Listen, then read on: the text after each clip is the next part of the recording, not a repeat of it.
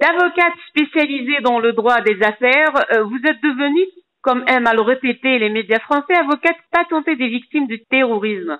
Pourquoi un tel choix?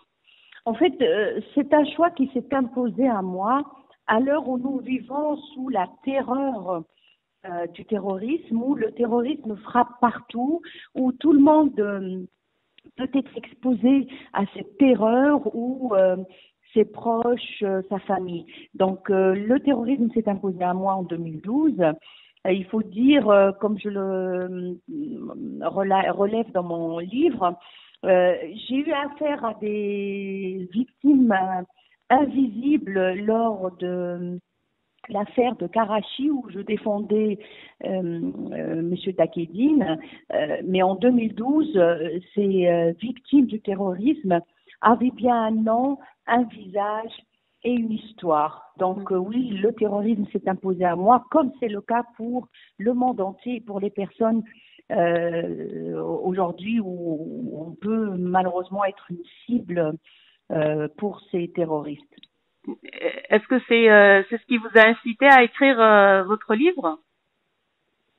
En fait, mon livre, il relate différents récits, pas seulement des victimes du terrorisme, mais il est vrai que les histoires de différentes victimes et surtout mamans qui ont perdu ce qu'elles ont de plus cher, à savoir leurs enfants, ça m'avait beaucoup touchée. C'est des mamans qui sont dans le désarroi total parce qu'elles ont perdu ce qu'elles ont de plus cher. Et j'ai commencé à voir le terrorisme par rapport aux autres affaires qui relèvent du droit commun comme étant une activité à part entière où l'humain se mêle du droit. Vous avez dénoncé des erreurs commises dans le procès de Mohamed Merah. Quelles sont-elles et par qui ont-elles été commises? En fait, il s'agissait plus de non-conscience, d'absence de prise en compte et en considération du danger terroriste. La preuve, c'est que juste après l'attentat de Toulouse et de Montauban, on a parlé de loup solitaire en évoquant le parcours de Mohamed Merah, oui. Alors que bien sûr que ce n'était pas un loup solitaire. Donc vous voyez, moi ce que j'ai dénoncé, c'est cette absence de conscience et de prise en compte par les autorités et par l'ensemble des responsables politiques de droite comme de gauche de ce fléau, de cette gangrène qui a touché notre société et l'ensemble du monde d'ailleurs. Oui. Donc, les erreurs sont de différents ordres. Elles sont d'ordre juridique. Elles sont également, elles relèvent également de la non prise en compte et de la dangerosité par nos services, par la police, parce que c'était un nouveau phénomène. Oui. Bien sûr qu'en 2015 et après les attentats de Charlie et de l'Hypercacher, il y a eu une meilleure prise en compte et une maturité de point de vue par les autorités de ce danger terroriste, mais il a fallu attendre 2015 malheureusement. Alors est-ce qu'aujourd'hui nous sommes suffisamment bien parés pour faire face à un danger terroriste? Malheureusement, celui qui vous dira, qui répondra donnera une réponse positive, c'est quelqu'un qui ne sait pas que le danger terroriste, c'est un danger permanent et qui peut prendre différentes formes. C'est pour ça qu'on a besoin, non seulement en tant qu'autorité qui lutte contre le terrorisme, mais nous, en tant que citoyens, en tant que membres en tant qu'êtres vivant sur cette planète, nous devons être conscients et essayer de parer à ce danger. Maître Mektouf, dans une de vos déclarations, vous avez dit avoir vu l'injustice à l'œuvre quand vous avez pris la défense de la mère du premier militaire tué par Mohamed Merah. Quelle est cette injustice? En fait, c'est l'injustice d'abord de la perte d'un enfant. C'est aussi l'injustice de voir qu'un militaire français qui porte les drapeaux, qui porte les couleurs et les valeurs de la République ne soit pas considéré en tant que tel, et que d'ailleurs Madame Gliziaten, la maman du premier soldat qui a été tué par Mira, le relate elle-même dans son livre, où elle dit avoir passé 4 jours dans l'ombre parce que malheureusement, peut-être parce qu'il s'appelait Imad, il n'a pas eu les égards de la République parce que il pouvait, selon les premières investigations, être impliqué dans un trafic de stupéfiants, avoir fait l'objet d'un conflit familial ou autre. Il a fallu attendre l'attentat de Charlie et de l'hypercachère. Non, pardon, il a fallu attendre que les investigations avancent pour enfin réaliser que c'était un soldat de la République qui est mort debout d'ailleurs, je voudrais le rappeler, ainsi que les 2 autres frères d'armes et celui qui a survécu, qui est malheureusement aujourd'hui sur une chaise. Il a fallu attendre les avancées de l'enquête pour enfin comprendre que c'était un soldat que la terreur a voulu frapper. Donc l'injustice, c'est lorsqu'on ne considère pas les valeurs de l'être intrinsèquement, indépendamment de ses origines, de ses racines. D'accord. Vous avez représenté 35 parties civiles dans le procès de Jawad Ben Daoud. Ce dernier a été relaxé alors que vous étiez convaincu qu'il était au courant de ce qui se préparait. Que pouvez-vous nous dire sur ce procès? Écoutez, d'abord, je voudrais rappeler qu'il s'agissait ni le procès de Jawad Ben Daoud seul, ni le procès des attentats du 13 novembre. Aux côtés de Jawad Ben Daoud, il y avait 2 autres personnes extrêmement dangereuses pour avoir été au devant de la scène et impliquées en tout cas et bien en relation avec Asna, celle qui a aidé, qui a transporté sur les lieux à Baoud l'ennemi public numéro 1 qui a préparé avec d'autres protagonistes les attentats du 13 novembre du Stade de France et des cafés. Ce que je voudrais dire, c'est que la relaxe de Jawad est le fruit d'une instruction menée par les magistrats instructeurs et que le tribunal ne peut pas mener une instruction au moment du procès. En revanche, je me réjouis du fait que 2 êtres extrêmement dangereux, dont Youssef Aït Belassan, le frère de Asna, aient pu être condamnés à 5 années de prison avec une année prévue en la forme d'un sursis, et que le Souma, celui qui partageait la cellule, qui était dans le box, un des 3 prévenus, avait également écopé de 5 années d'emprisonnement. Ce que je veux dire, c'est que des êtres dangereux, comme ça sort de l'instruction, le tribunal a pu juger les 3 prévenus en application du droit et dans le respect des droits de la défense et de la présomption d'innocence. Que Jawad ait été relaxé, d'abord le parquet a fait appel, on aura l'affaire sera évoquée à nouveau dans le cadre de cet appel, mais ce dont je peux en tant qu'avocate m'en réjouir, c'est que nous sommes dans un état de droit et l'état de droit sanctionne, juge et condamne non seulement selon ce qui est relaté dans l'opinion publique et les médias, mais selon ce qui ressort du dossier pénal et de l'instruction. Et le tribunal, lorsqu'il a eu à juger les 3 prévenus, il s'est tenu à l'instruction. C'est ça l'état de droit, c'est ça la démocratie, par opposition à la barbarie qui devrait faire loi selon les terroristes qui veulent nous imposer cette terreur. Très bien. Comment, selon vous, Maître, la France va-t-elle pouvoir gérer le retour massif de ces djihadistes partis guerroyer en Syrie et en Irak? D'abord, la France ne peut pas gérer toute seule. Aujourd'hui, nous sommes dans un monde interactif où tous les États, en tout cas, qui ont décidé de lutter contre le terrorisme, doivent mettre la main dans la main pour juger ceux qui ont été responsables de terroriser ces démocraties.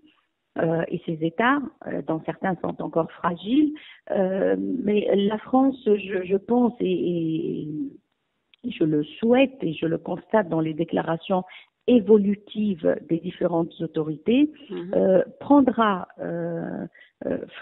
face à ses responsabilités, à savoir, lorsqu'on a affaire à un ressortissant français, il faudrait que la loi pénale puisse être appliquée, et lorsque, à plus forte raison, lorsque des enfants qui sont nés sur place, dont l'âge ne dépasse pas les 2 années ou les 3 en tout cas, qui sont aujourd'hui orphelins puisque leurs parents ont été tués. Aujourd'hui, ce qui est important, c'est que la France, en application de notre droit et de nos règles et de nos valeurs, puisse prendre en charge ces enfants qui sont nés dans la terreur, parce qu'une structure spécifique et dédiée doit leur être proposée pour qu'ils puissent grandir en dehors de la terreur où ils sont nés, où ils n'ont pas décidé de ces lieux, puisque beaucoup sont nés dans le cadre de ces zones géographiques où il y avait des conflits, à Raqqa ou à Mossoul. Donc la France devrait faire face à cette responsabilité et devrait prendre en charge les enfants, d'autant que, de ce que je sais, les grands-parents, majoritairement d'ailleurs des grands-parents dont les enfants ont été convertis, ces grands-parents souhaitent récupérer ces enfants, et je pense que si on peut les faire vivre dans une ambiance sereine, loin des conflits et de la terreur, ça pourra nous permettre de les insérer dans une société de droit, de paix, éviter que ces bébés grandissent dans la terreur et peut-être, c'est ce qu'on peut craindre, ne constituent pour demain des bombes à retardement.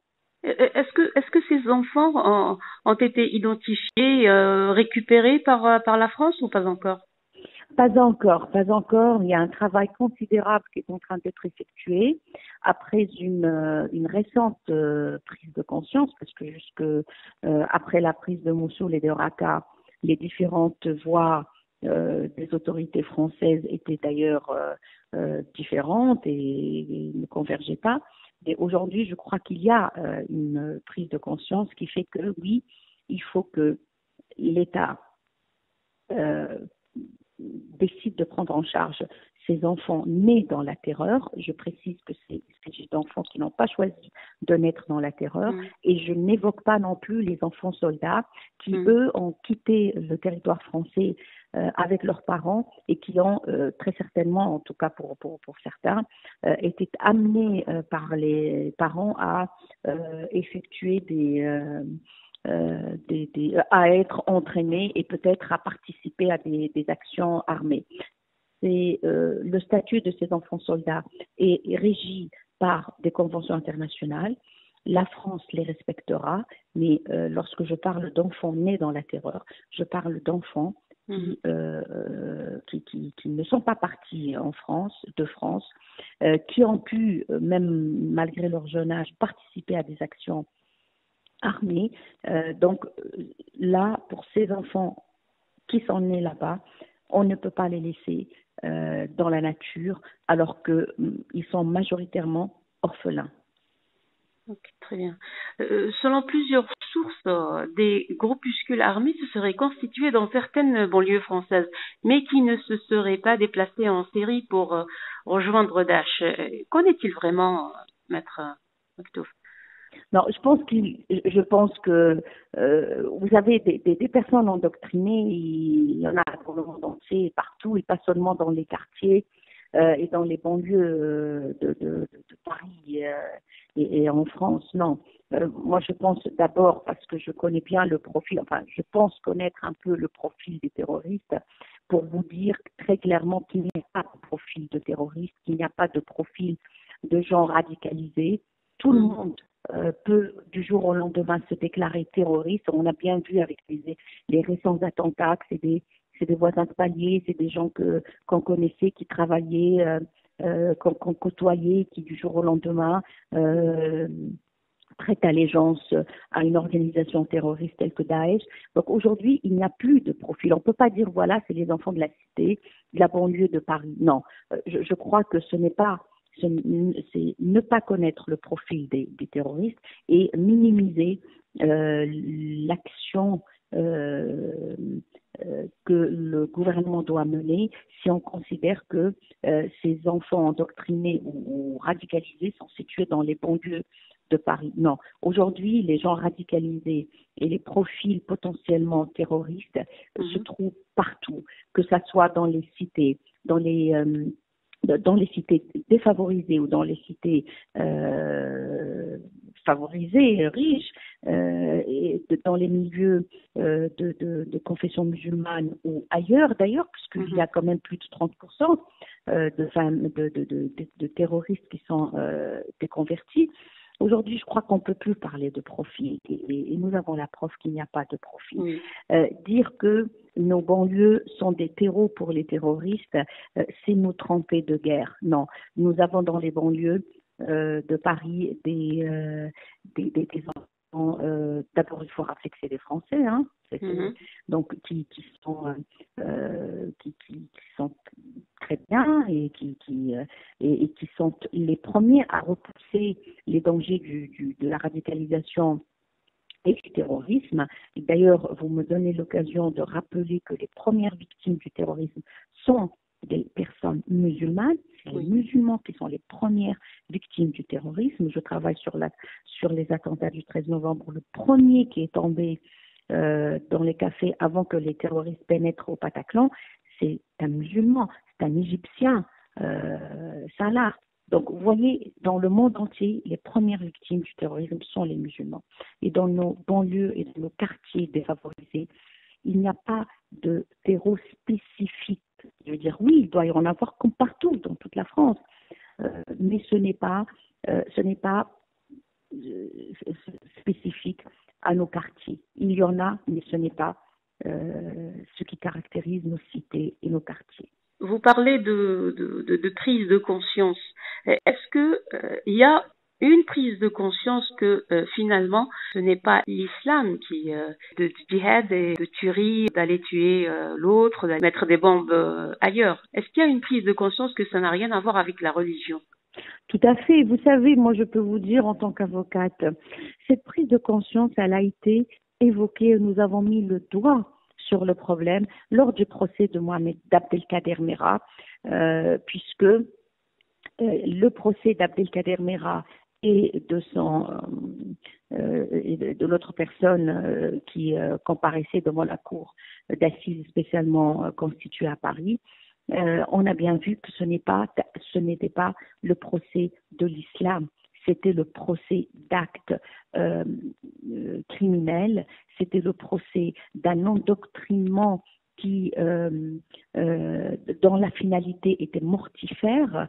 Donc, ce n'est pas de l'islam dont il s'agissait lors du procès d'Abdelkader Merah, mais du comportement criminel condamnable d'Abdelkader Merah et de la personne qui comparissait, puisqu'il avait vendu et permis de mettre entre les mains de Mohamed Merah des armes, alors qu'il savait pertinemment que Mohamed Merah était un homme dangereux, et c'est ce qui était clairement ressorti de la procédure. Ce que je veux dire, c'est que oui, on sait que ce n'est pas de l'islam dont il s'agit, c'est d'un comportement qui s'adosse à une idéologie, et cette idéologie, elle est mortifère.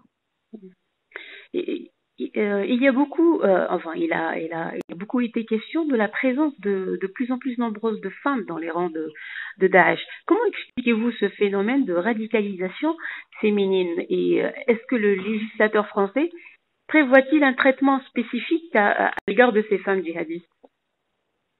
Non, d'abord, un traitement spécifique ne devrait pas intervenir puisque d'abord, moi en tant que féministe et croyant à l'égalité entre l'homme et la femme, il ne peut pas y avoir un traitement spécifique aux femmes terroristes. Ce qu'il faut, et c'était en 2015, que le parquet, en tout cas antiterroriste, a pris conscience du fait qu'une femme pouvait commettre des actes terroristes, oui. Parce que jusqu'en 2015, les femmes bénéficiaient d'un billet de genre. Les femmes, les magistrats ne pouvaient pas obtenir d'autorisation pour aller effectuer des perquisitions, ne pouvaient pas emmener les femmes des terroristes ou les compagnes ou les proches féminines pour être auditionnées et mises en garde à vue, dans le cadre d'une garde à vue. Ce qui a changé, c'est plutôt une prise de conscience de la part de nos magistrats antiterroristes du fait qu'une femme est l'égale de l'homme et au même titre qu'un homme, elle peut commettre un acte aussi bien criminel que terroriste. Donc un traitement spécifique, non, mais une prise de conscience qu'une femme comme un homme peuvent commettre un acte terroriste. Très bien. Maître, ma dernière question, il semblerait que le calme est revenu en France après plusieurs attentats commis dans le passé. Est-ce le calme qui précède la tempête? J'espère que c'est le calme pour toujours. J'espère que nos services de renseignement et la police ont pris suffisamment conscience du fait que le terrorisme avait pris de l'avance jusqu'en 2015 sur nos services et sur notre police. J'espère qu'aujourd'hui, c'est nos services de renseignement et c'est notre police, non seulement en France, mais en Europe et dans le monde entier, prendront de l'avance sur le terrorisme pour prévenir le profil dangereux susceptible de passer à une action armée. Très bien, merci beaucoup, Maître Mektouf. Je vous en remercie.